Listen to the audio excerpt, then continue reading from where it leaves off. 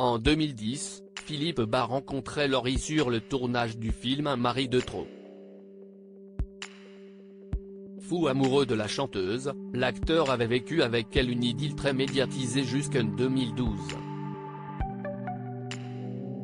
Une histoire qui est depuis restée gravée dans le cœur du comédien et qu'il a évoqué lors d'une récente interview pour le site Télépro: quand tu es avec quelqu'un qui a une notoriété comme la tienne ou équivalente, ou plus, forcément, ça va se savoir, parce que si est grotesque de pas le montrer quand tu vas quelque part avec la personne.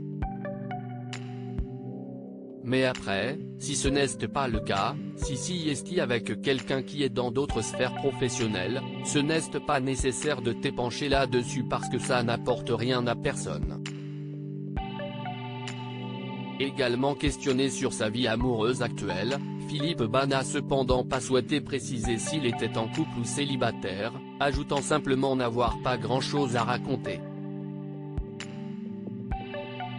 Le mystère reste donc entier. 2 ans plus tôt auprès de Journal des femmes, le comédien avait également évoqué l'interprète des titres Ma meilleure amie est près de moi en confiant: il n'y a rien eu de gênant dans ce qui a été publié de mon histoire avec Laurie et puis cela aurait été grotesque de faire semblant de ne pas être ensemble et de ne pas être pris en photo à deux. Notre relation était très saine. Si est aujourd'hui de l'histoire ancienne. De son côté, Laurie Pestet avait été interviewée à propos de Philippe Bas peu de temps après leur rencontre par le magazine Télé 7 jours. Très amoureuse, elle l'avait à l'époque décrit comme très séduisant et doté d'un charisme fou, ajoutant qu'il était un être exceptionnel, attentionné, gentil et très drôle. Un homme qui semble donc avoir aussi beaucoup marqué la jeune femme. Depuis leur rupture, Laurie a tourné la page et a eu une petite fille prénommée Nina, née en août 2020.